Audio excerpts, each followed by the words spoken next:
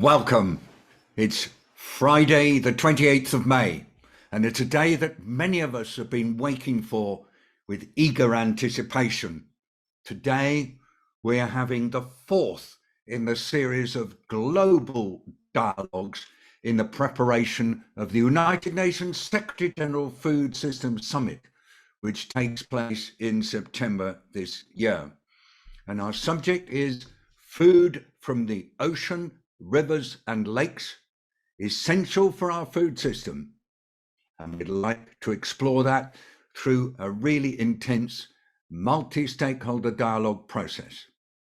We start with 35 minutes of introduction, and we've got some fabulous, what we sometimes call fire starters, lined up to inspire you.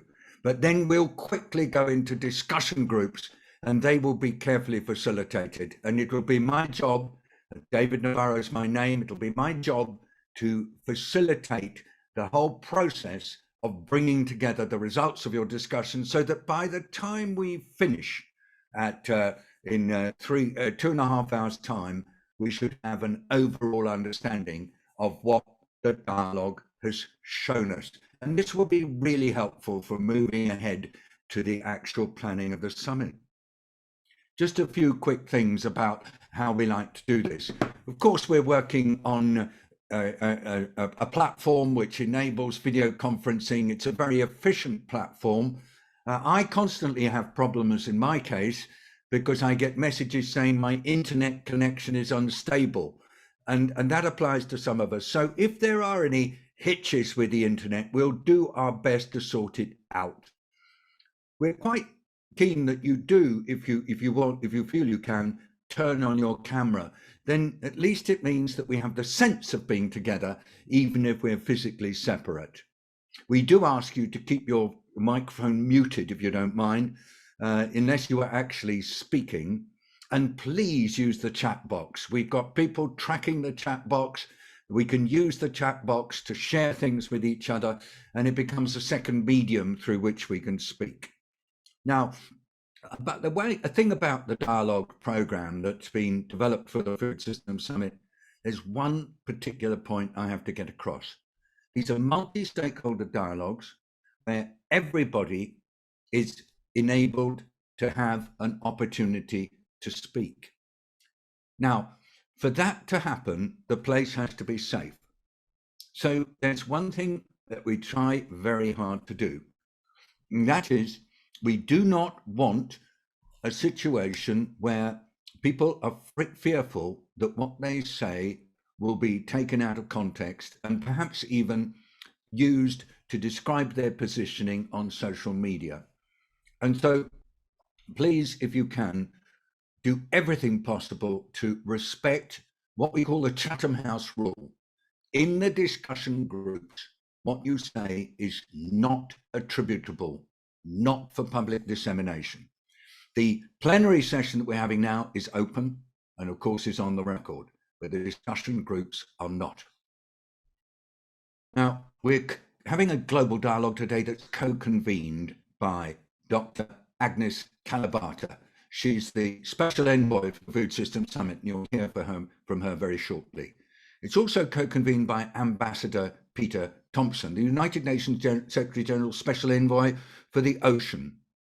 Also co-convening three organisations, the UN Foundation, the Government of Norway, and the community that's titled Friends of Ocean Action, who've been very important in giving us a lot of the thinking that's brought us to this point. Now, dialogues are powerful because they bring together people with very different points of view. And the idea is that through dialogue, we're better able to appreciate the positions of others, and we're also more likely to be prepared to shift our own positions to meet those of others if we've had a chance to explore in this safe and hopefully actually also constructive space. And we've actually seen this happen. My colleagues and I have been developing food systems dialogues now for over 3 years, and we've had many dialogues already, and recently the number has really increased astronomically. And all the time, we're finding that they offer opportunities for different stakeholders to connect, to explore options, and to consider strategies, choices, find trade-offs across sectors. Really is an excellent way of both reflecting consensus and differences. And these global dialogues are bringing together issues on the global stage in a very special way. And this one on foods from the ocean, rivers and lakes is to explore the position that the aquatic foods have in food systems and how they can be enhanced, but at the same time in a way that's sustainable and equitable. We're hoping to have very, very lively discussions with you today. Some of you will have participated in a high-level panel which took place on Tuesday recently and was being live streamed. We hope that's helpful to you. And I now want to move to the scene setting by our high-level speakers, who each will have 4 minutes, and I will come in and tell them if their 4 minutes are up. First off is Dr. Agnes Kalibata, United Nations Secretary General Special Envoy for the Food Systems Summit. And I'm very, very honoured to invite Dr. Agnes Kalibata to help us set the scene. You have the floor, madam.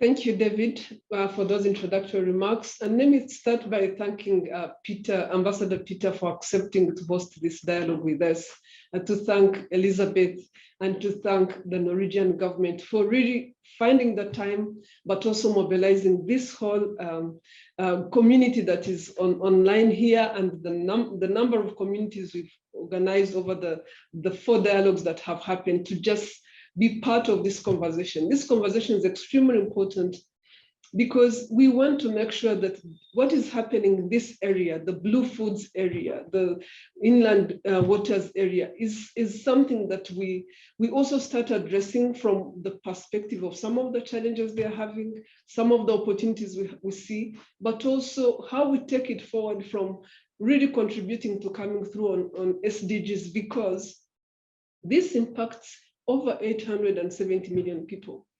870 million people, 91% of whom are small fishers and farmers. Fishers, I always say farmers, fishers really depend, their livelihoods depend on this. So it's extremely important that we study this area, we understand what is working, we understand what type of support they need. This area, like many other areas, has been impacted by what we are going through, whether it is climate change, whether it is people being really forced to go beyond what we are now calling planetary boundaries. We are overfishing. 35% of our waters are overfished, and this is not where we want to be, and that is impacting biodiversity. It's impacting so many other things. We want to sustainably increase investments in fishing and blue foods. And I hope that these are some of the things we get to discuss.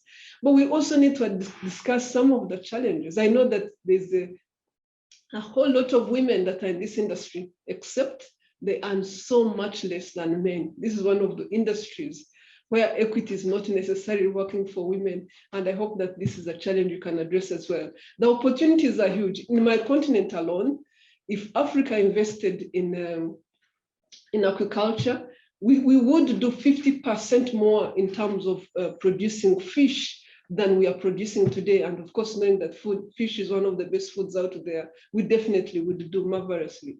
So I really want to recognize the opportunity, the potential, but also call to attention some of the communities and island states out there that are struggling because of what is beginning to impact this industry.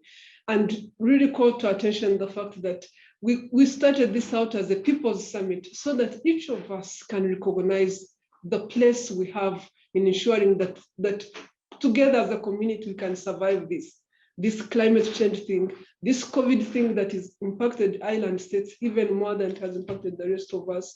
So there's really an opportunity through these dialogues to be able to have a conversation around what we can do better. I want to end on a note where, David, the first time I heard of a country level strategy on food system summit, I got it from Lisa from Norway, that actually Norway did have a strategy that brings several ministries together to look at the challenges of a food system.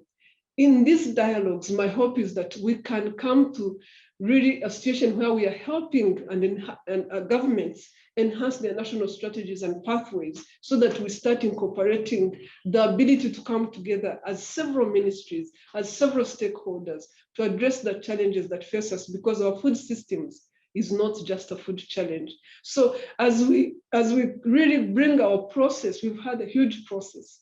As we bring our process down to the substance of the summit, which is what we are going to be doing in the pre-summit on the 26th to 28th of July, and later in the summit in September, I really want you to start thinking about what are the outcomes that you want to see coming from this industry, that you want us from a food systems perspective to hold ourselves accountable to, Ambassador Peter, so that you can say the contribution of the food systems is real as we come out of the summit, and you can actually help track it and show that we come through on what we say we'll do. So that's what I'll leave with you. Let's really be clear around what coming to the pre-summit will look like in terms of substance, and what expectation from the food systems part of the sector is going to look like. And let's ensure that pathways, country, national level pathways are actually incorporating blue foods, agriculture, and its contribution to our lives. So I look forward to these conversations, and I really thank you again for getting these dialogues going, because that's how we get to reach millions of people with what is at stake in this industry. Thank you, David. Agnes, thank you for leading such a remarkable process, and at the same time as embracing the complexity and the diversity, also giving us a very clear focus for our work. That is, get focused on the summit.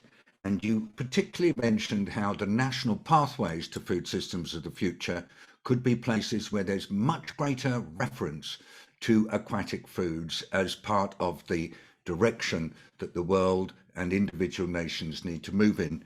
Thank you again. And now to Ambassador Peter Thomson. Peter, Agnes Kalibata referred to your incredible industry and advocacy. You've helped us come to this point now where we can focus on blue foods together. What's your guidance to us, particularly when we're thinking about what we need to have achieved, not just at the summit, but afterwards? Thank you very much, David. And firstly, just can I thank you and Agnes for all that you're doing to build this surge of blue foods as we approach the UN Food Systems Summit.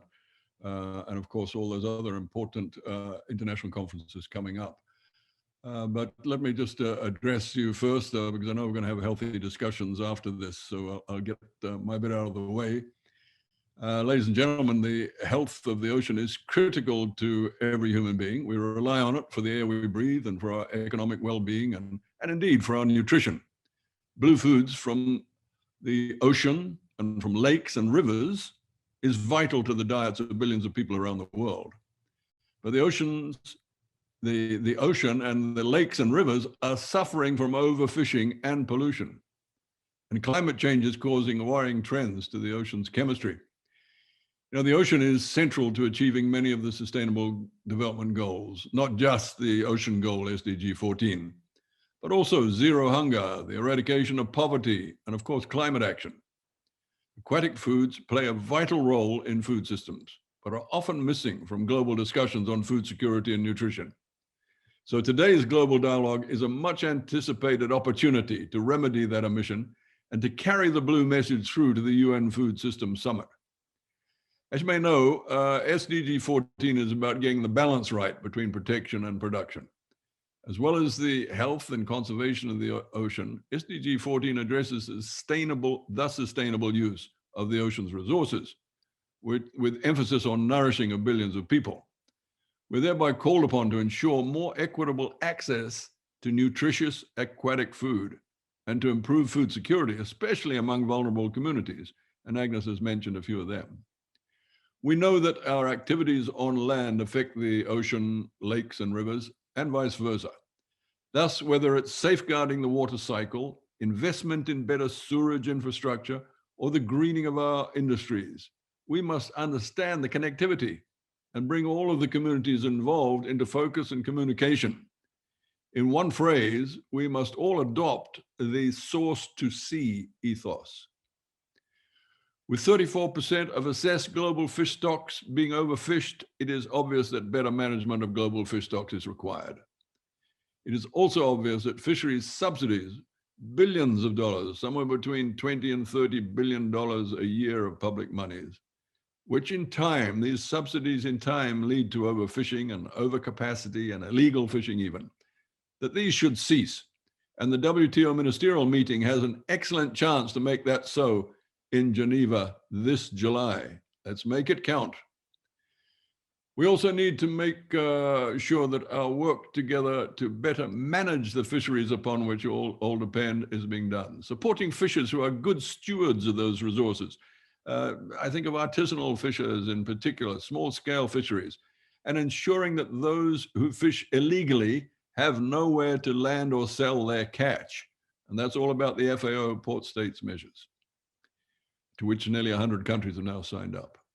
These fisheries measures are integral to SDG 14, as are such vital considerations of marine protected areas and increasing the economic benefits to small island developing states from sustainable marine resources.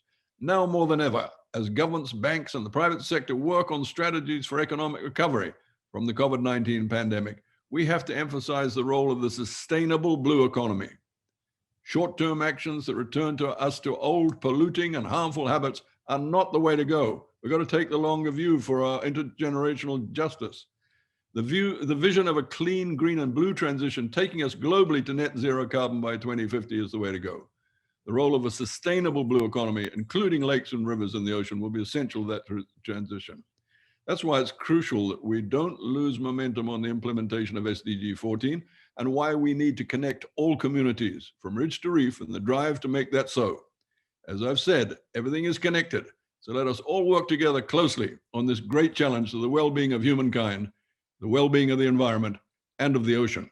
Thanks for your attention, and back to you, David. Peter, thank you for that powerful call to action built around Sustainable Development Goal number 14, and then really inviting us to concentrate on stewardship of the aquatic resource, together with the proper management of foods from aquatic areas, in particular attention to subsidies and enforcement of regulations, and then appreciating the nutritional contribution of aquatic food.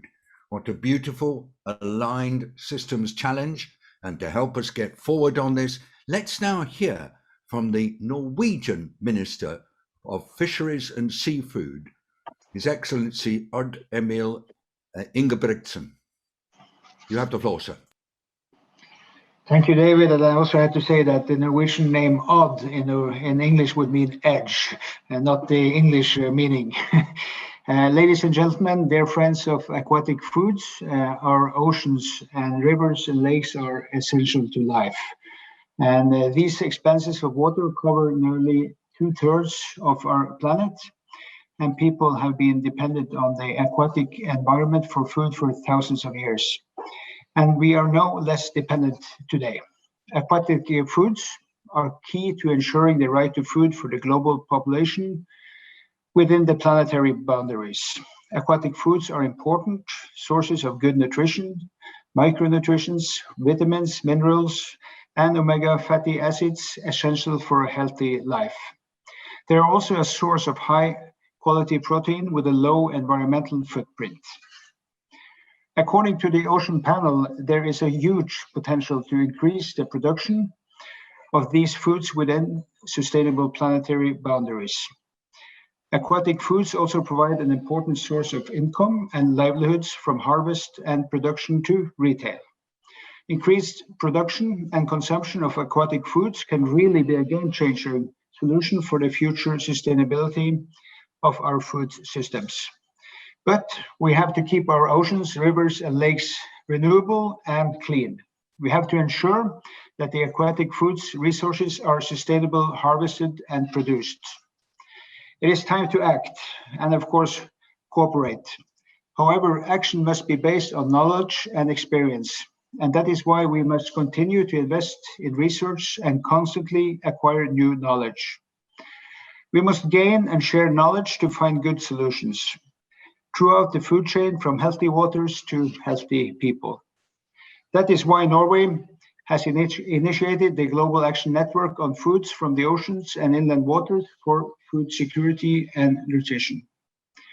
Cooperation is needed across sectors and together with all relevant stakeholders. The goal of food systems is food security for all. It is important that aquatic foods are integrated and highlighted in the work with food systems, and that in cooperation we put forward good solutions. They're all. The oceans, rivers, and lakes have always been important to us humans. They are a vital part of our existence. Foods from oceans, rivers, lakes have great potential for our future food systems, if we manage to find the right balance between protection and production and include aquatic foods in our diets. Let's work more closely together and find the best solutions together. I also want a small follow-up in the end to the Ambassador Peter Thomson's remarks. I think it's very important that part of this is sustainable management of our marine resources.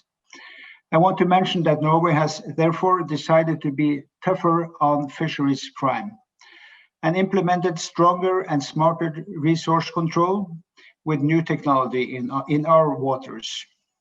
This is also a global challenge, and we would open this technology to other countries throughout and through our Blue Justice platform.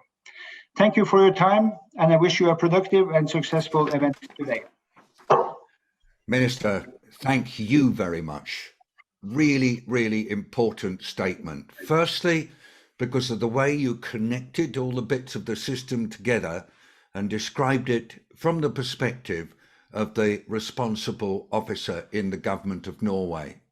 And secondly, for your announcement at the end of a Norwegian initiative to encourage the sustainable management of marine resources by tackling some of the illegal activities that Peter Thomson referred to. And I remember Peter telling me on many occasions that because the ocean and marine is often subject to multiple jurisdictions and there is not always absolute clarity as to who's in charge, apparently it's particularly difficult to look after crime. And so thank you for your courage in taking on a tough issue. I'm not surprised. The minister used to be CEO of a major energy company in Norway, so I sense he's used to making the difficult decisions. And now to another amazing colleague who I've known actually for many years when she was serving as a diplomat, and since then in her time as in the leadership of a key philanthropic organization so important to the United Nations system. And here, this is Elizabeth Cousins, the president of the United Nations Foundation, the CEO of the United Nations Foundation. Thank you for joining us today. You have the floor now, Elizabeth. Thank you so much, David. Well, we are delighted to be co-convening today's global dialogue on the vital intersection of the ocean and the rivers and lakes that feed it and food. And it's an honor to join such distinguished company.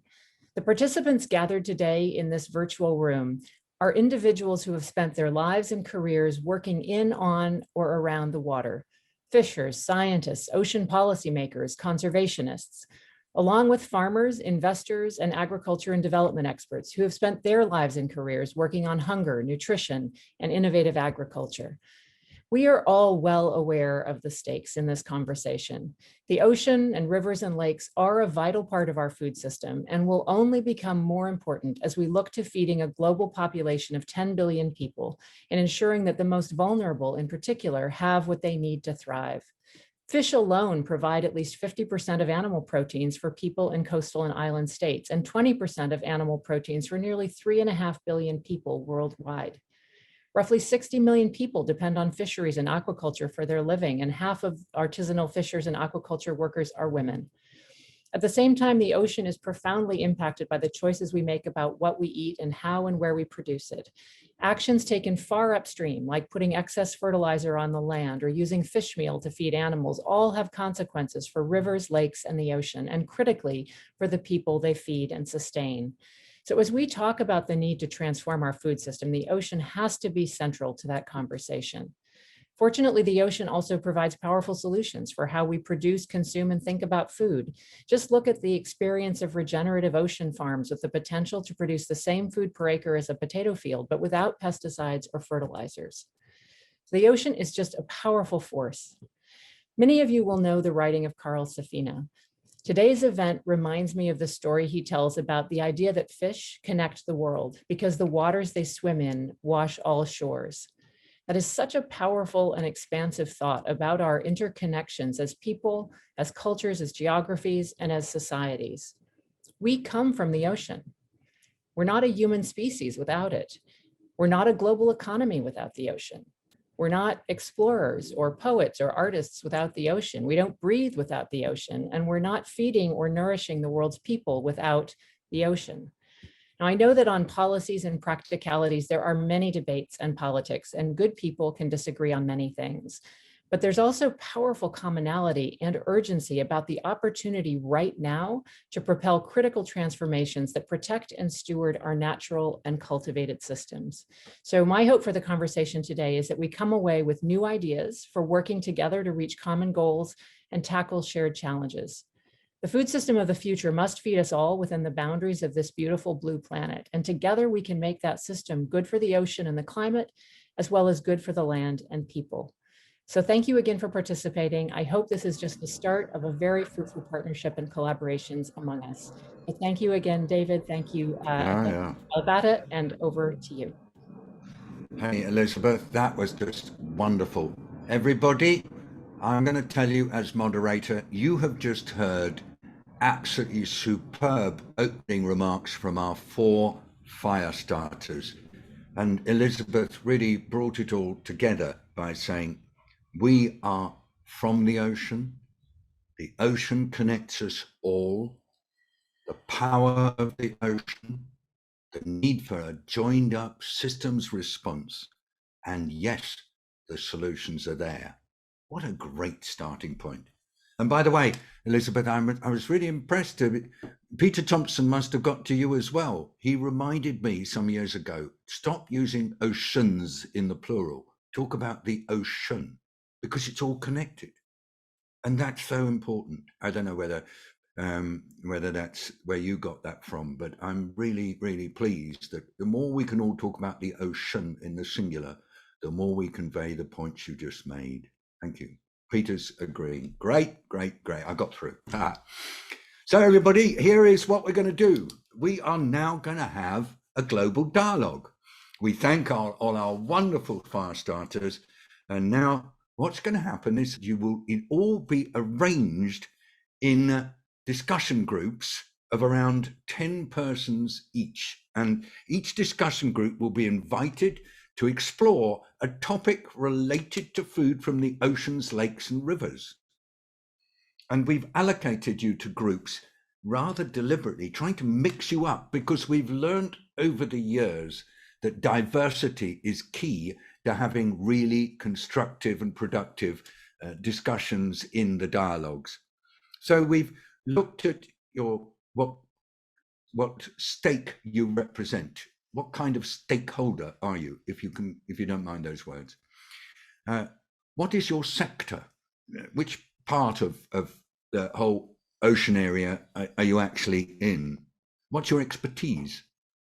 What's your nationality? What's your sex and what's your age? And we've used those sorts of attributes to try to create a mixture. And I wanted to explain that because we've learned that it's better if you assign people than if you invite people to assign themselves. Because if people assign themselves, they go and sit with their friends, and then there's nothing really to explore. Whereas if you assign people so that there is a clear diversity, then the exploration is much more interesting. And inside each group, you'll have a facilitator. And the role of the facilitator is to enable everybody to contribute. The facilitator will also give a short report back, and I will take those report backs after your discussions and I will weave them together. And that'll be the basis of the official report from this dialogue actually to the summit, towards Dr. Agnes Kalibata and her team. Now, of course, it goes without saying in a dialogue, please listen as well as speak. Please enjoy listening to each other's perspectives and revel in the diversity. Please seek out new connections, really, and explore the synergies that you have as well as the divergences, but don't worry about the divergences. The whole point is that we actually explore and examine our differences and see them as a real and constructive thing rather than get fearful of them and try to perhaps avoid them. And that means look at the tough issues, collaborate, because that's how we identify promising courses of action, but debate as well, particularly when you're thinking through trade-offs and opportunities. Now, each discussion group is given a statement to look at. It indicates an aspect of the future of food systems in 10 years' time. It's presented as a statement, and that's to focus your minds on the future. And so I thought I'd just mention what the statements are. Well, there are 10 groups, but there are 5 themes, which means there are 5 statements. So let me tell you the first of the themes, which will be for groups 1 and 2. Food security, nutrition, and sustainable consumption of aquatic foods is the subject. And the statement is, by 2030, aquatic foods are recognized by policymakers as a safe form of nutrients that can end malnutrition or help end malnutrition. And the second is a slight adaptation. A greater diversity of sustainable, nutritious and aquatic foods are available for consumption. So groups 1 and 2 very much focus on nutrition. Groups 3 and 4 will focus a little bit more on actually the way in which producers can be supported. So the title is, by 2030, small scale and subsistent actors, and that's really including the women and other groups who are just not adequately recompensed and rewarded.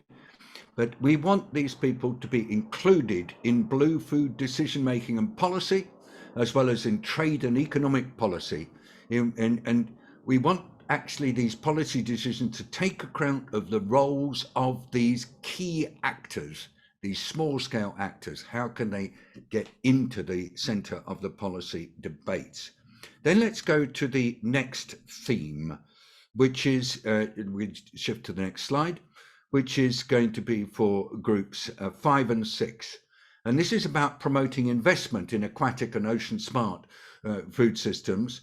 And here what we're talking about is, by 2030, public and private investments in land and water-based food systems will be climate and ocean smart. And we want to ensure that the rights of small-scale producers will be realized and that impacts on land and water ecosystems will be managed. Now, this is very much about investing, and we look forward to strong work from these 2 groups. Then we go to groups 7 and 8. There we're talking about connecting the land and the ocean-based food systems. And so the destination statement is that by 2030, land-based agricultural systems will maximize production while minimizing impact, in not just on land and climate, but also on the waters. That was the point raised by Peter Thomson, and one that I think is dear to everybody. And then 9 and 10, we come to the points raised by His Excellency the Minister: managing fisheries for climate change, reducing emissions and enabling adaptation. How is agriculture and wild-caught fishing managed to minimize emissions, maximize resilience, including in the face of impacts of climate change? So there we go, 5 discussion topics, 10 discussion groups. Now, we're going to move you into the discussion groups in a second, and all I want to do is to make absolutely certain that when we go in there, that the facilitators are ready. What I've done is I've slightly speeded up this part of the moderation because I want to be sure that you are able to get in discussion groups as quickly as possible. And so here's what's going to happen. Using the technique of Zoom breakout rooms, you're going to be moved into discussion groups. There may be a few problems because I should have told you to change the name on your Zoom image so that it's exactly the same as the name you registered with. If there's any difference, please make that change now, because the movement of people into discussion groups requires the machine to recognize the name and then move you. And we've entered the names that you registered with when we were doing the programming for moving you around. And if something goes wrong, you'll end up not moving to a discussion group, and then the team will help you. And don't worry, we are here to help at all times. And really, if you seem to be stuck, if you're in the wrong group or anything like that, put a message in the chat or in some other way get our attention, and we will help things to work. So now please start your discussion. Facilitators, best wishes with ensuring that everybody can participate. We've got a shortish time for discussion. So the key thing is to get into looking at what needs to change now to get us to those destinations that we're talking about in your discussion topics, and get working on that now, guided by your facilitators, because what we want is the best possible material out of the discussion groups to weave the conclusions of our dialogue. Okay, thank you very much indeed. Let's see how it goes. Please, let's start the movement to discussion groups now. Thank you.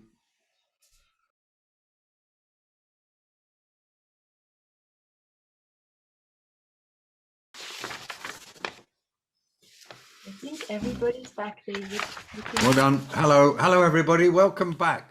I had a lovely time moving between rooms, and I want to congratulate all of you, facilitators, note takers, and all the discussants for what you're doing. And it's great. And I am so looking forward to the report back. Here's what I'm going to ask is that each facilitator, please be really brief. We are right tight on time. So 2.5 minutes each. And that gives me a chance to thank you for half a minute before moving to the next person. I've decided that I would like to go through in sequence. And I'm going to absolutely promise that everybody will get a chance to feedback. And then once you've done that's unless we get a crisis. And then once you've done the feedback, I will quickly weave together. And to help me weave together, I'm going to invite my colleagues who are with me to not hesitate. These are in the organizing team, to send me any bullets that they want to be absolutely certain that I haven't left out, and I'll do my best to incorporate them. We'll go through, as I said, in the order, and each facilitator is invited to report back in their 2.5 minutes. And I really want to do everything possible to capture the feelings rather than to report on everything that was said. We can't just do that. But life systems change and life advances through feelings. So let's have those feelings and how they emerged, because that's what we want to try to do, is to assess how we're going to bring the right energy, the right emotional energy to stimulate right political action in relation to this amazing summit. So without more ado, can I go to the facilitator of Breakout Group 1, Jim Leap, and invite either you to feedback or your colleague, and I will tell you when you've spoken for 2 minutes. That gives you 30 seconds left. Over to you, Jim. Okay, thank you, David. With a focus on feelings.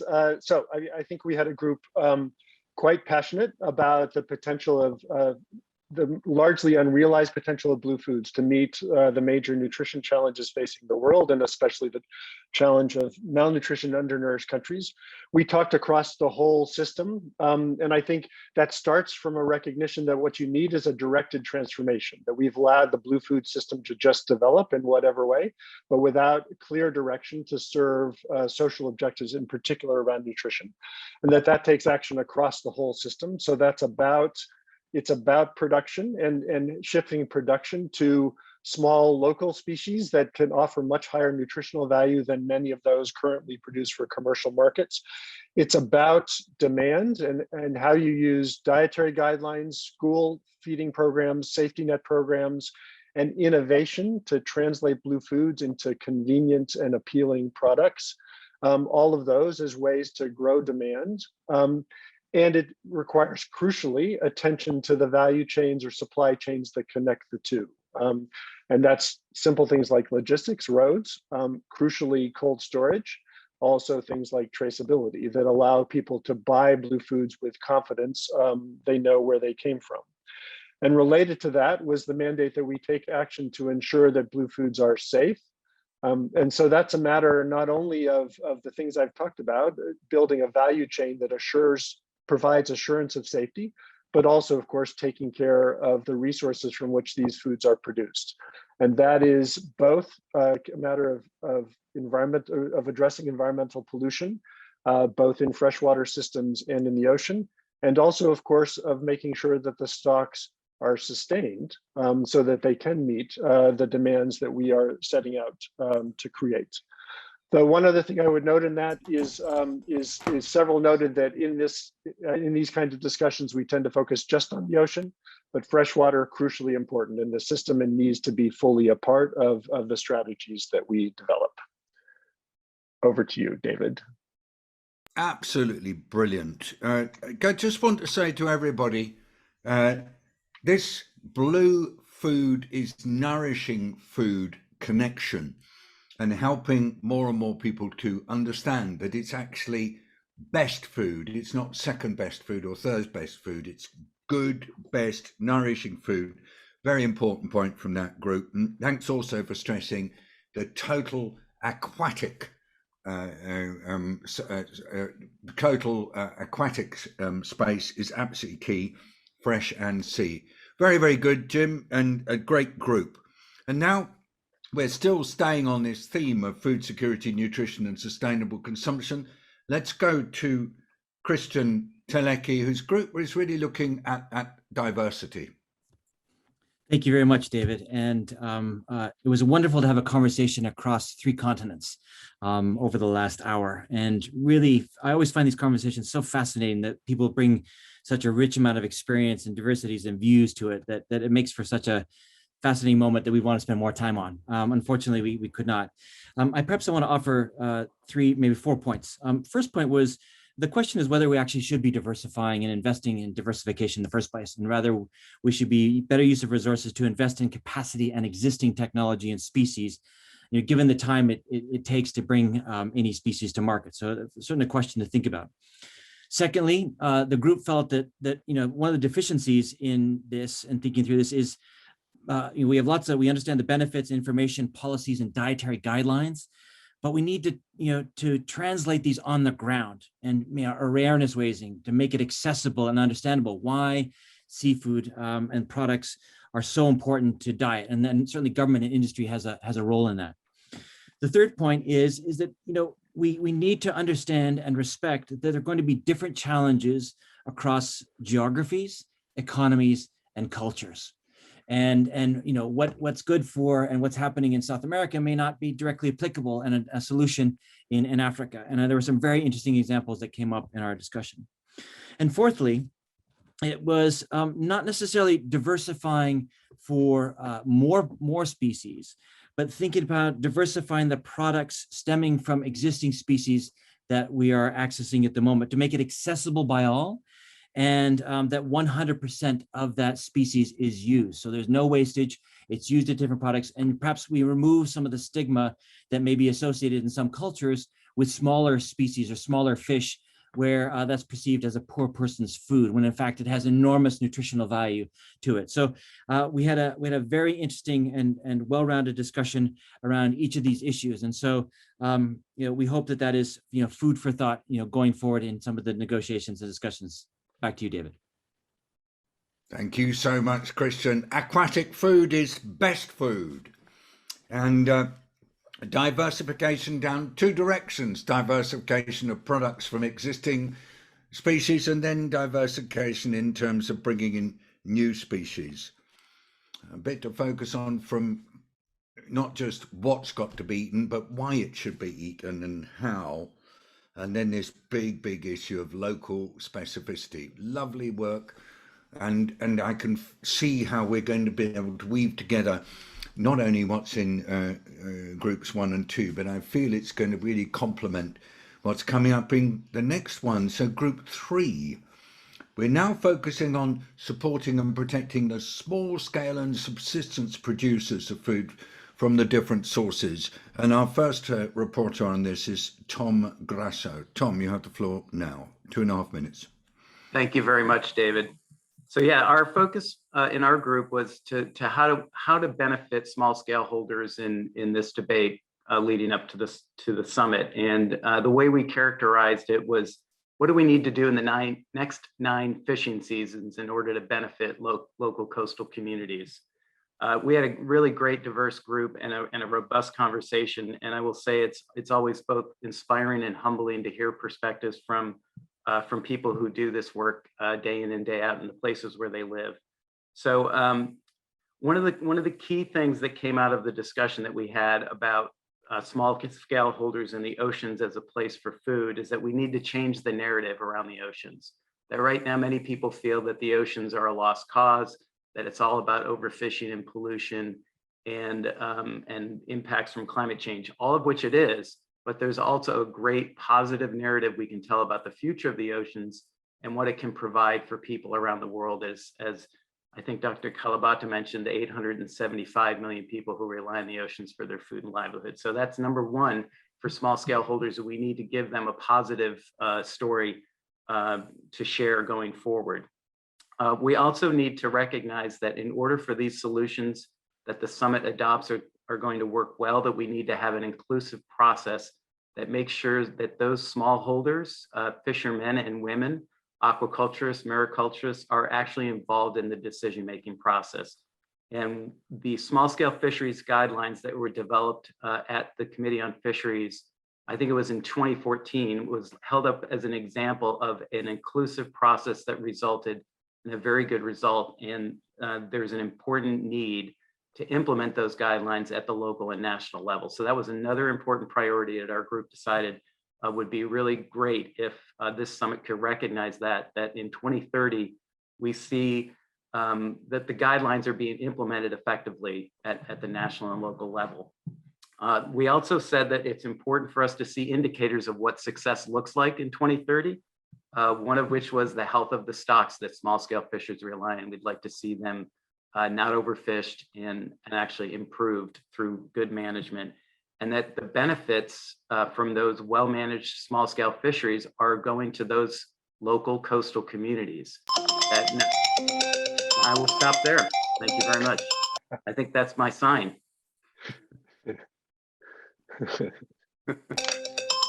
Yeah, that was just to tell you that it had reached its limit, and I'm sorry that it was ringing. Did you want to say a last couple of words? I don't like, this is not Zoom, this is human, this one, so you can have a little bit of grace period if there's a couple of things you wanted to say. I think you didn't say all your points.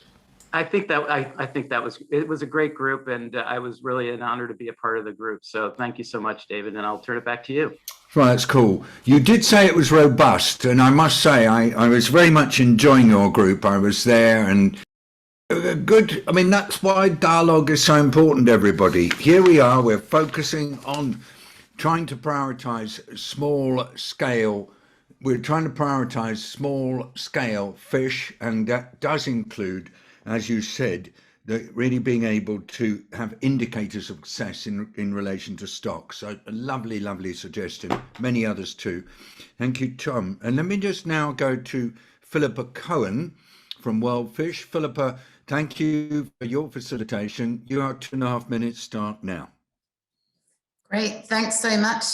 So we had a great group that spanned people with expertise in aquaculture and people with expertise in capture fisheries, people who work in maybe what is more called the green economy, agricultural landscapes where fish are in and about and small-scale fisheries operate, and also those who work in coastal communities in marine and coastal fisheries. So a really diverse set of perspectives and spanning multiple continents as well. So we were really looking at how small-scale fisheries actors are going to be included in decision-making policy, and policy, and experience more equitable economic opportunities. So we really, one of the foundational steps in that is recognising the value and the vital contributions that small-scale fishers, small-scale farmers and actors along those value chains make to bring aquatic foods and shepherd aquatic foods through food systems to 1 billion consumers, many of whom would not get micronutrients, those micronutrients any other way. There was a strong theme about making inclusive governance participation the norm and not just the nice to have, but the must have, and that it is even mandatory that this accountability and inclusivity is mandatory in things like the blue economy and in agricultural development or water infrastructure in inland systems. One was about devolving power. So we really talked, one of the themes of our discussion was really about power differentials between government and smallholders, between big business and smallholders, large holders, smallholders. And so one of the themes was, and one of the actions was devolving power, decision-making power to smaller units. One of the questions that we had in that space was, do smallholder rights need to be formalised to be protected, or do structures need to account for informal sectors and informal rights better? And we spoke about the guidelines as well, the FAO facilitated guidelines on responsible tenure as a backbone for ensuring rights, access, use and governance rights, and the FAO facilitated guidelines on small-scale fisheries in the context of food and nutrition security, that those guidelines are there, and we need to ensure that there's a commitment and capacity to implement them. Brilliant. Wow. Actually, what was really nice was to hear the complementarity between the two groups, really, that were looking at small-scale fishers. And just your point that you made at the end, really, Philippa, these are not optional. These are essential. The inclusion and the space to engage. Thank you very much indeed.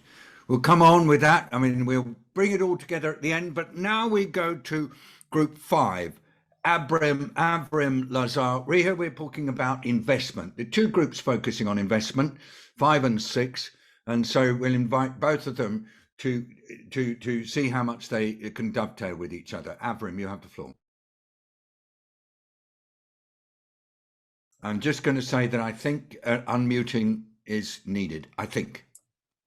Yeah. Actually, no, it was. It was a rich conversation. I was going to say, I was just moving my lips to see if you'd catch it. It was a rich conversation, and note taker took the notes. So we're just going to try and share 3 bottom line messages. 1, getting more food from the oceans is absolutely essential for the land. Unless we rebalance, we are going to trash terrestrial ecosystems still further. So this is not just about mobilizing production from aquatic sources. It's taking some of the pressure. We cannot feed future populations unless we find the rebalancing and turn our attention to water systems and balance that with what's been done in terrestrial. 2, the models for food production in aquatic systems have a unique regenerative food production opportunity. The model on land is you basically trash the natural ecosystem and grow food.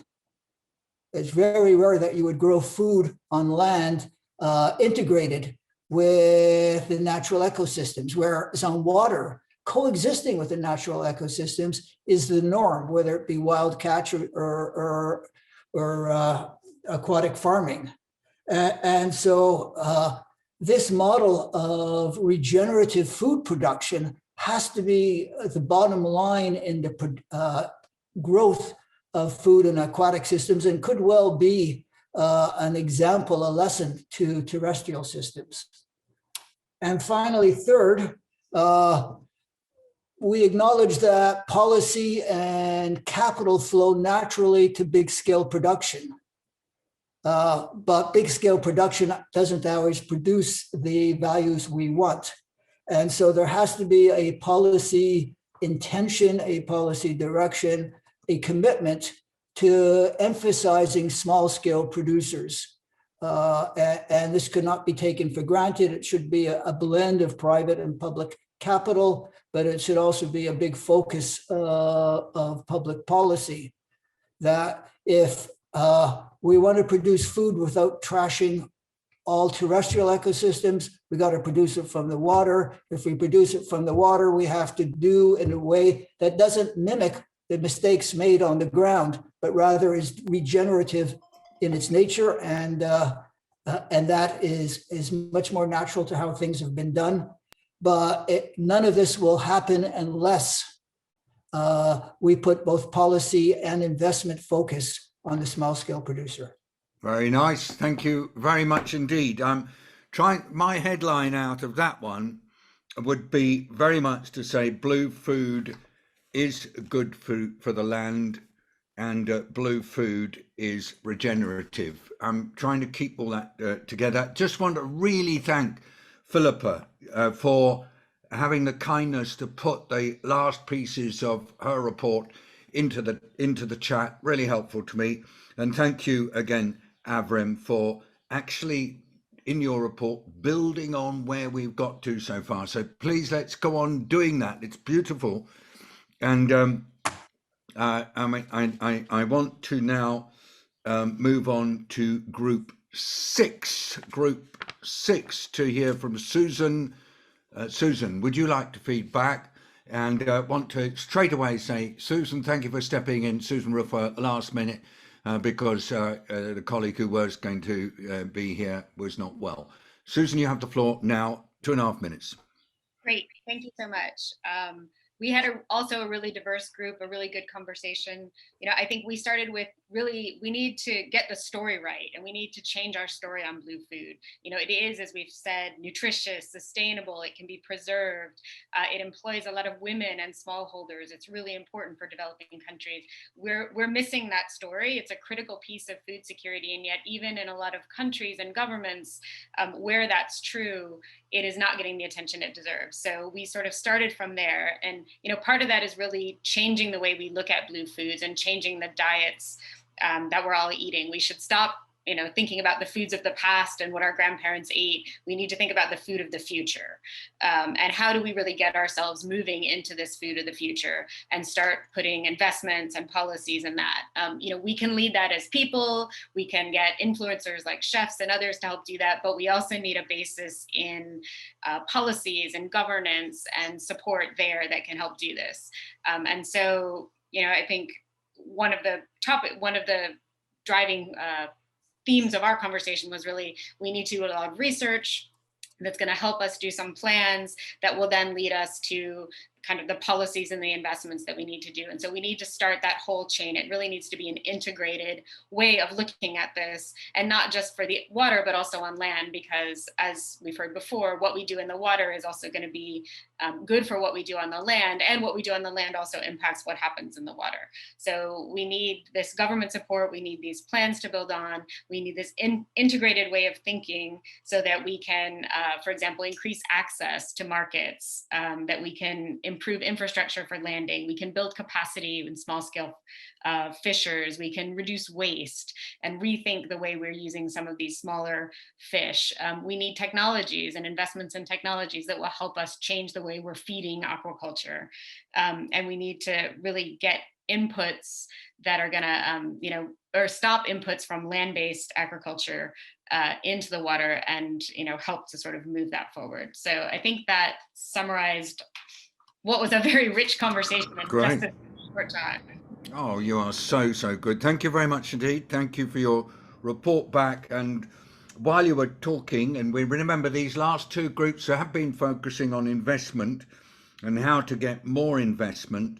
I want to really stress that all coming back to the importance of getting the narrative right and being integrated in thought, integrated in deed, integrated in assessment. And just, I think we need to find ways all the time to stress that food, aquatic food, is not just ocean food. And I've noticed that we're seeing ourselves looking, really reaching for other concepts, aquatic food, wet food.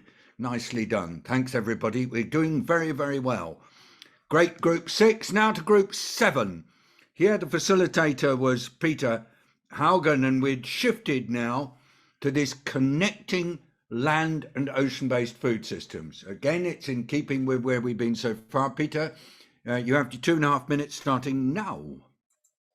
Thank you very much. And indeed, this was really an experience to work with this group. We had Africa, Asia, the Americas, Europe. We didn't have Oceania, but we had small islands as well. And one thing that comes out is very much the diversity, not only among these parts of the world, but among nations. Some are agriculture, some are only ocean. And then we have the lagoons and the coastal areas in between where perhaps the potential is large, but it's still affected by land with fertilizer and whatnot coming from land. So those are the problems we need to address. Also highlighted is the fact that using sea products to feed animals on land is also affecting food security in the ocean in another way than from agriculture impacts on the ocean and on its waterways. One clear thing that came out here was that there are positive signs in agriculture, how to move to more regenerative agriculture. There are good lessons out there. So if it doesn't have to cover all of the future food needs, there are ways in which we can improve agriculture and to improve that land-based food production. What we need is, what was highlighted by many, was the capacity building in government staff in order to regulate and in order to put conditions right, in order to make sure that we have everybody to the table in terms of local communities, generations, and so on, to make the right local decisions for sustainable development in these areas. Sometimes there is a lack of technology, knowledge about technology. This is something that can be fixed. I think the main message that I would bring to this is the need for an integrated approach across the watersheds, breaking down silos. And I think also one of the promising avenues that was mentioned was actually working with industries. Some of the big industries are working both on land and in ocean and have the possibility to take this integrated approach, and that's really promising. So a wide variety here, from small scale communities to the global food systems, but this is the approach working across government ministries for watersheds and looking at the whole system. Thank you.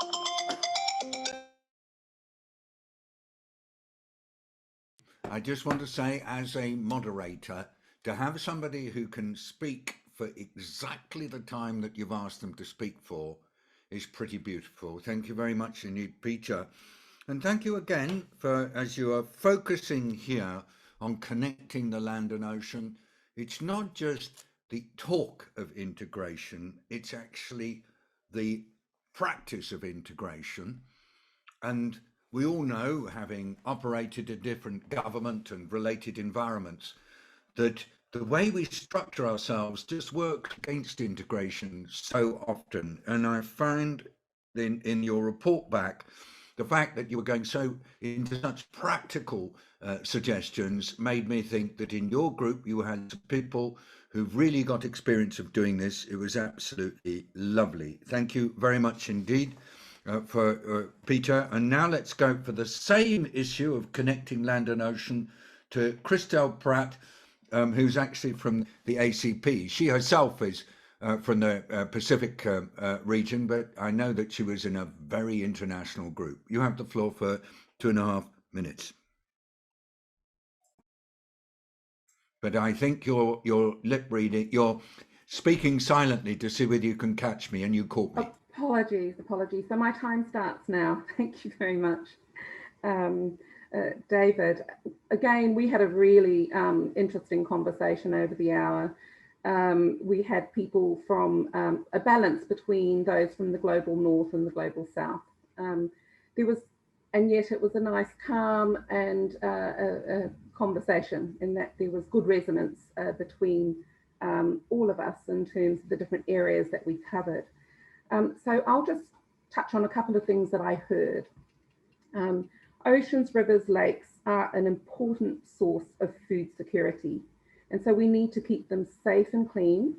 And we need to be mindful of that, the connectivity, if you like, because of the food system. And so I take and I steal the Special Envoy Peter Thomson's words, and that is, really being mindful of source to sea, ridge to reef. Just as the previous group report came back, we also, realised and acknowledged that it is really extremely complex because it is so connected. And so there needs to be some out of the box thinking and some innovation and ideas because these are crucial. But we also agreed that we needed sort of an integrated approach to how we address this, because there are multi-sectors, multi-stakeholders, multi-actors, and it needs to be inclusive. We also recognise that there are some tools that we can use, and so marine spatial planning was one of the tools that we thought could bring together all of these different groups to be able to discuss on how we sustainably manage, use, and conserve our ocean and also our land resources. And so coordination and that coordination mechanism is important, but what does that look like? So we heard from the Special Envoy about multi-sectoral approaches, but again, I think they may come in their different forms. But how do we actually change the narrative? So there were suggestions that we need to be a lot more explicit and concrete about what the links are, because we may know them, but we need to tell a much more simpler story. So if I might just turn to a story which kind of stitched the group together, and that was how we looked at food and environment and climate and how we address it. And so we know the problem, we know we are the problem, and so we have to be the solution. And so we took mangroves as the example. So rehabilitating mangroves, which capture carbon, so they solve in part the climate crisis. They cause, they also look at rehabilitation. They are also important in production because they're spawning grounds for fish. And those fish are food and nutrition for us as people. And so it builds healthy and productive populations. I guess I have to stop now, but I thought that was a lovely story which told many, many different bottom line wins. Just the simple story of mangroves and all of the additional wins that brings to the table. Can I have 30 more seconds? No. Okay. No, because if I give I'll you 30, but we're good. At the end, I come back to you. So hold it, but I need to be fair. And so go on. Apologies. Thank you. We'll come back to you. Now, could we go to Michelle? Michelle, you're from Stanford. Are you in Stanford? Are you in Stanford? It is super early in your morning. Thank you for getting up and being with us. Really, really grateful to you. Special appreciation. We're now moving to managing fisheries for climate change. We've got two groups. Michelle will talk first, and then Arnie Matheson will talk second. So over to you for your 2.5 minutes. Thank you, David. Yes, and also in our group, we had a very lively and supportive discussion, mostly people from a marine fisheries realm, as well as post-production experience. And in our group, we were asked to imagine that in 2030, we were managing fisheries and aquaculture optimally for climate mitigation and adaptation. And in terms of feelings, the feeling was that that is a very optimistic timeline. People were pretty pessimistic that we would be able to achieve those goals by 2030.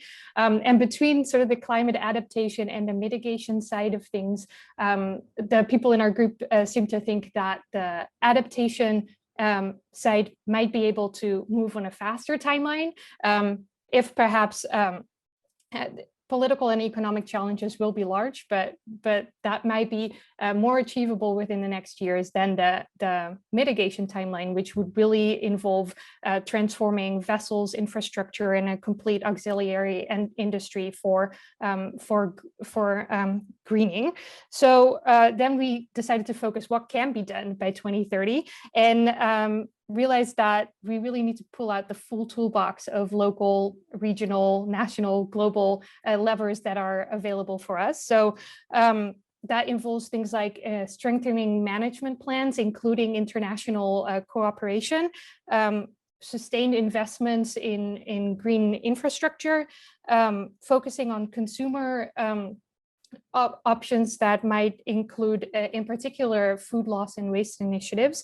And then we also discussed quite a bit ending harmful fuel subsidies and potentially even replacing them with subsidies that might support greener modes of fishing. And then finally, we remembered that we are doing this as part of a food system discussion. So we had a really important conversation about what are the trade-offs that might exist between climate mitigation and adaptation actions and the food security and cultural and economic contributions that aquatic foods make in many places. But we ended on a slightly hopeful note in the sense that remembering that we are part of a food system also means that there are a whole lot of diverse activities in that food system that can add resilience to aquatic food systems. So thank you very much to all the participants for a really great discussion. Thank you, lovely. Just to really recognise that you talked a lot about all levers, all levels, connected systems. You can't manage this just by taking little bits. And I thought to myself, Michelle, this is a really lovely description of a systems approach. And you reminded us all the time that that means recognising that everything is connected to everything else. Grateful to you. We now go to Arnie, and then we'll come back to Christelle just for another half minute. Arnie, please. Thank you, David. We had a very good group covering the four corners of the world. The basic principles that are the outcome, I would say, is that having management in place is an absolute prerequisite for success. And for management to be successful, we need data, science, and foresight, as well as integrated modeling for decision making. Having inclusive policy and decision-making systems is also extremely important to cover the variable situations that we can be in. Technology and innovation matters a lot in how we find solutions to solve the problems that we are facing. Nutrition equity is a real concern that needs to be addressed for this to be successful all round and not just successful for some. Habitat is a greater consideration under the circumstances that we find ourselves now. We also realize that we are working on a time horizon, and we need to take that time horizon into account in when and how we decide what activities to emphasize. But also we recognized that there are tensions already, there will be even more tensions, and these tensions will particularly be around the trade-offs, and particularly the trade-offs between right to food and trade for external currency earning. The feeling was, I would say, optimistic, moderately optimistic, but also in that for the sake of the people that are concerned and food security, we are not allowed to fail. That's it, is it, Arnie? Because you have about 15 seconds left if you need any more time. I thought this was quite a lot, David. Okay, thank you. It's lovely to see you again. Okay, now I'm going to try to give you a sort of capsule summary of what I've heard, but because you've been really good, I've also got a chance to go to just see whether one or two of our early speakers are still here, because I'm the ones who helped us at the beginning, because I'm going to ask them to come back and reflect on what they've heard. So I'll be looking around, and colleagues who are supporting me, just check to see, please, our fire starters still here. Now, Christelle, thank you for being so patient. Please come in now. Not at Thank all, you. David, and I apologise. It was just that I felt, just making the point about why aquatic foods, the fact that they're highly diverse, the fact that they're extremely important for nutrition and well-being, and the issue of the narrative, that it will require advocacy to change preferences. It will mean changing attitudes and behavioural change, and that will all take time, but aquatic food is our future. And so I just really wanted to share that with you, because I think it is key for the survival of planet and people. So I'm just going to ask you a question. Christelle, you work in a lot with, for example, island nations. Do you find that the governments of island nations are aligning with this narrative and see this as their future, or do you feel there's still some way to go? I think, in fact, the fact that there have been quite a number of dialogues, certainly in the Pacific and in the Caribbean, aligning with the UN Food Systems Summit, David, I think is, an excellent indicator. And the fact that the Pacific community had a regional dialogue to contribute into the UN Food Systems Summit. So that's my answer to that. I do feel that there is a huge importance, and blue food is so much a part of our life and diet. Thank you. Very great, thank you. Now, you have just taken part in the 4th of the Global Food Systems Summit dialogues. You have explored in, I think, considerable depth the issues that were introduced to us at the beginning.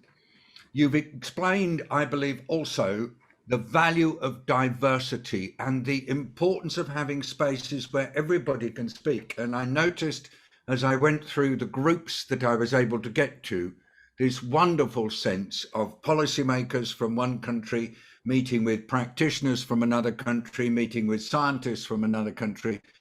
Just good. And out of this, what have I discerned from what I heard? Now, this is where being a curator of a dialogue is a wonderful moment, because you get to weave together what you've heard. And I have a system. I write down notes from each of the individual feedbacks that I hear, and then I join them up and pick out key themes. And I just wonder whether my themes are similar to your themes, those of you who've been participating. Here I go. There's 7 headings. Number 1, narrative.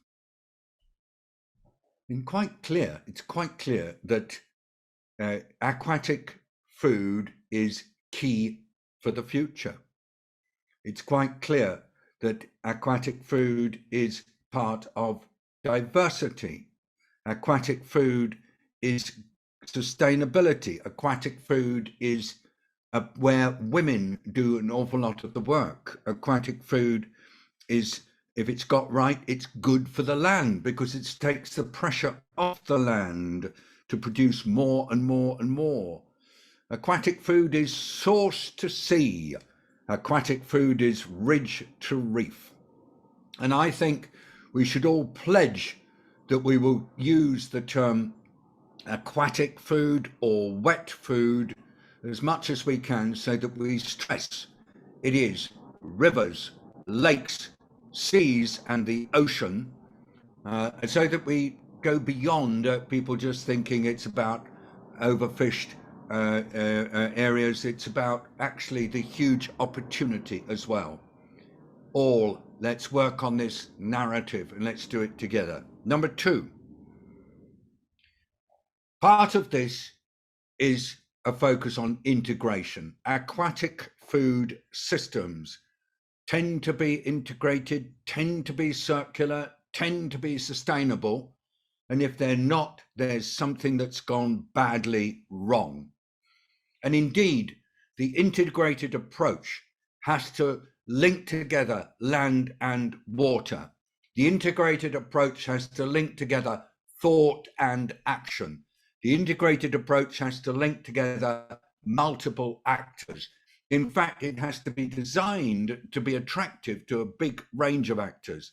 That means that the narrative and the integration will be two key parts of the communication for the future. Now on to practice. Number three, inclusion. Include everyone.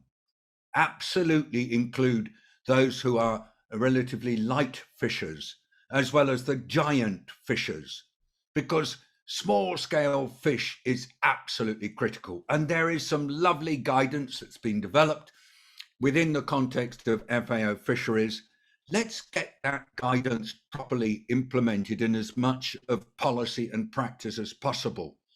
And let's recognize that inclusion is not just token. It means giving all the opportunity to participate in decision making. I'm really pleased that the inclusion point has not only come out, but you've been very practical on it. And you've said that it's going to be given really priority attention. Number four, although the jurisdictions in the oceans are often quite fiercely contested, the fact is that a jurisdictional approach is absolutely key. What happens in and around aquatic areas needs to be properly governed.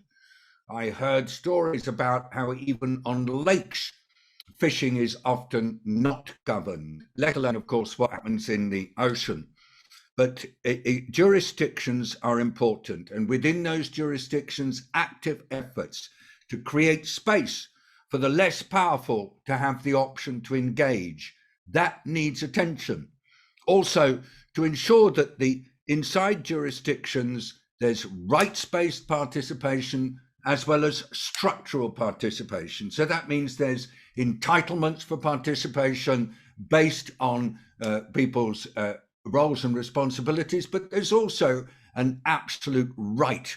And I think that was an important part. There's also a stress on good regulation between being part of the jurisdictional work, and with a particular local application of the regulations, because as we heard, in fisheries work, it's super locally specific, and a good quality jurisdictional approach is local, and where the trade-offs can be worked through at local level, and things like these special planning arrangements can be taken seriously. And remember, last point on jurisdictions, there will be tensions. So the jurisdictional approach needs to be designed to recognize that there will be tensions and not to pretend that there won't be. Number five, values are important, and particularly when it comes to investment. Just as we've seen with investment in so many other areas in the light of the Sustainable Development Goals, you just have to shift from investment for profit to investment for value, where value is defined by the local communities and by their governance systems. There's a huge link between jurisdictional approaches and the value base on which they work. I think we'll find as we go into this summit that values will become higher and higher. After all, for whom are our food systems expected to work, and how are they expected to work? And the answer must be they're expected to work for all people, but leaving no one behind, and they're expected to work for our planet. So a value-based system with explicit values, absolutely key. Number 6, indicators of success matter.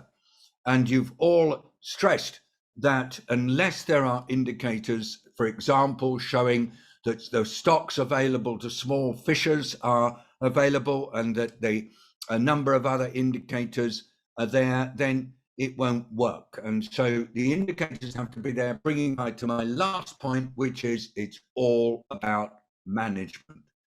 After all, you have to manage for conservation, you have to manage for preservation, you have to manage for equity, and you have to manage for sustainability. We heard from the groups working on management that there are a number of absolute basic principles they have to work on. Yes, they need data. Yes, they need science. Yes, they need foresight. Yes, they need modeling. Yes, they need help with decision systems. Yes, they need to be connected and able to access levers at all levels. And yes, they need to encourage innovation, but innovation that is value-based. And yes, they need partnering, but accountable partnering, not a partnering that's behind closed doors. So there's a lot in there on the management, and surely after the summit, when we will see blue foods come up into the space where they should be, the emphasis will be on implementation, and there are some principles of implementation that are relevant. So here are my 7 headings, just to finish. Based on what you said, I did not start with anything pre-cooked. Number 1, get the narrative right. Number 2, always an integrated approach that recognize integration in loads of different domains. It's not just integration within the oceans, it's land and the ocean, it's integration of stakeholders and so on. Number 3, inclusion is vital, and there are tools to help us to include. Number 4, it's all about jurisdictions. That's the thinking through what's the area within which governance is being undertaken. And there are some principles to governance. It's got to be both rights-based and the structures need to be got right. Number 5, values are vital, and a value-based approach, particularly to investment, is key. Number 6, you've got to have indicators of success. After all, how else can you be accountable? And number 7, it's all about management. It's all about management. Everybody, thank you very much indeed. That was my quick summary. We have 5 minutes left. I want to find out. I can't give everybody the floor to comment on my summary. That's always a problem. But I see somebody who's got INIPM has got their hand up. Let me just see if I can understand why INIPM. This is not going to be for you to question my summary, because that's my prerogative. But if there's something that you need to say urgently that will contribute to things, whoever that is, who is INIPM, please? Listening for you.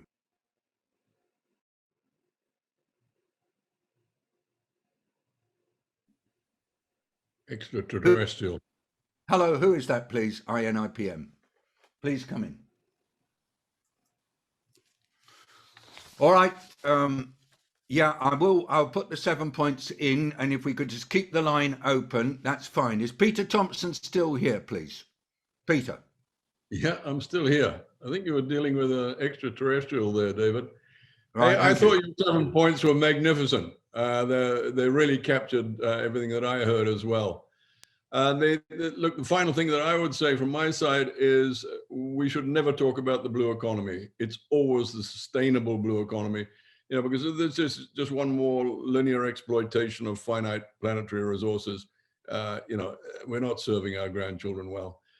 So that's that. The second point I think is really important is that change is a constant, and let's invest in the future, not in our current food systems. It's the way that it should be going. Food is fashion. Therefore, change will be constant in what we are eating from the sea. I think as long as we are ruled in our thinking, in our consumption, and in our investment patterns when it relates to the sustainable blue economy, as long as we're ruled by the 2 principles, intergenerational justice and sustainability. If our thinking and action is around those 2 principles, we're on the right track. Very, very good indeed, Peter. Thank you. And by the way, my remarks, honestly, were all coming from your dialogue groups. And look, here are a few other points. I'm just taking them off the chat. And look, our narrative, whatever it is, it says Melanie Siggs, must always be relevant and compelling to decision makers. Good point. I've added that. Peter says, we're not talking about the past, we're talking about the future. And then that came out in several groups. So let's add that to our sense as we walk out of here. Blue foods are the foods of the future. And that's why Peter says, let's invest in making that future good for the generations to come, and also as a contributor to fairness. I'd like to give space to anybody from the organisers who's been involved in this, from the government of Norway, from the UN Foundation, or indeed from others who've been participating. Sorry, I just don't have my list in front of me. If you want to speak, Lisa Albrechtsen, I'm going to give you a special moment now. Thank you, David, and thank you to everyone engaged here. It's been fantastic to be part of this. We're very, very happy that so many showed up and kept being on. I think it's incredible. So thank you so much, and I think we're going to go into a very nice weekend. The sun is shining in Oslo, and we can't wait. Thank you so much. And you will, of course, eat a lot of aquatic food. Thank you very much indeed, Lisa. Anybody from the UN Foundation wish to make any remarks, please? This is come in. Hi, this is Susan from the UN Foundation. I just wanted to say thank you to you for an incredible job moderating this, and also to all of our co-conveners and to everyone who joined us. This was an incredibly rich conversation. I think it was really important to surface a lot of the commonalities across the globe on this issue, and also some of the tensions that we have. So it's given us a lot of food for thought, but mostly I'm just really grateful that it's highlighting this issue for Dr. Kalibata, for Ambassador Thomson, really giving him a platform and a whole new set of people to work with. So thank you all so much. You've really just made a big difference today. Thank you very much indeed. Thank you very much indeed. Is anybody here from Friends of Ocean Action who would like to just click the button and take the floor? Thank you so much, David. That's very kind. Sophie Wood from Friends of Ocean Action. I think we just want to thank everyone for their really helpful comments. I think many of us are around, well, not around this table, but on these Zoom calls are really trying to highlight the incredibly important role that aquatic foods play. And it's all thanks to you that we've got some great points today. So thank you. Thank you very much indeed. I mean, thanks to me, this was all of you. Now, I'm just lastly, anybody here from the Food Systems Summit Secretariat? I know Agnes had to move on. She's trying to do about 5 things at once. Yeah, so I'm going to speak on behalf of Dr. Kalibata and just warmly thank everybody who's here, everybody who's involved. The 7 points will be part of what will be the official feedback from this, which we posted as soon as we can on the Summit Dialogues website.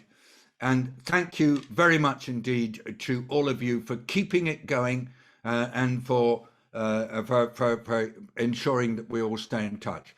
If you could just keep the line open for a couple of minutes, everybody. I'm going to stop talking and I will just type my 7-point summary in the chat box in case anybody wants to take a picture. Okay, thanks a lot and have a good rest of the day and, if relevant, the weekend. Thank you always. Just this lovely man who's clapping at the top of my screen, Peter Thomson. Peter, you are just the greatest. You never give up, and I love it. Yeah.